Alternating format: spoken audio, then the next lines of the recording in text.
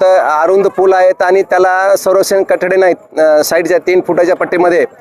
ते उपाययोजना आखल्या नाहीत आणि हडसणी फाटा येथे ऑक्सिजन होत आहेत 4 वर्षापासून तणकटाची साफसफाई केली नाही 4 वर्षापासून मी संबंधित कार्यालयाला सार्वजनिक बांधकामाला पत्र देऊन कळवलं आहे हातगावकडून येणारी एसटी अर्ध्या रोडवर थांबून शाळेतले विद्यार्थी उतरत आहेत आणि अपघाताला सामोरे जात आहेत तामशाकडून येणारं वाहन इथल्या झाडझुडपामुळं आणि निवाऱ्यामुळं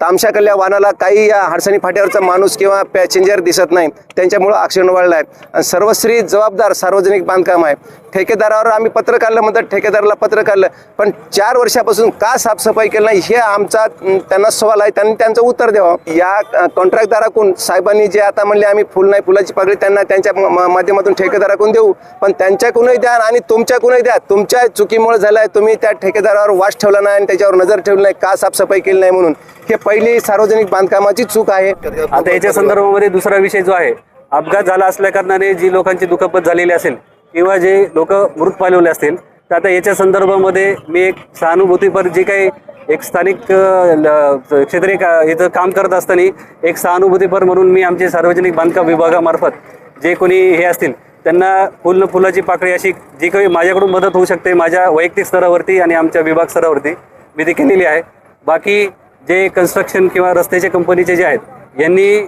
आपण त्यांना बाकी रस्त्याच्या उपाययोजना आणि इतरही आपण त्यांना सूचना दिलेल्या आहेत। आता त्यांनी जी मदत करणार आहेत नाही करणार आहेत याच्या संदर्भामध्ये सध्या माझ्याकडे कुठल्याही प्रकारची माहिती उपलब्ध नाही।